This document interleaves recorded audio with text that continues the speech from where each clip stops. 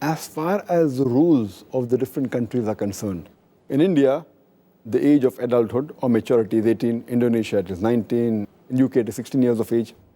Every country, the age of maturity, what the government or the people of the country or the law, it is different, depending upon their own understanding.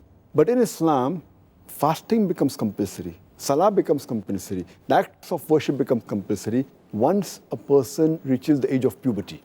And there are basically three criteria. If any one of these three criteria are fulfilled, then the person is said to have reached the age of puberty. Number one is that growth of coarse pubic hair around the private parts. Number two, the person reaches the age of 15. Or there is emission of semen in a wet dream or otherwise. Or if it's a female, then she starts her menstrual cycles. The day the girl starts her menstrual cycle, she is supposed to have reached the age of puberty, irrespective, she may be below the age of 10.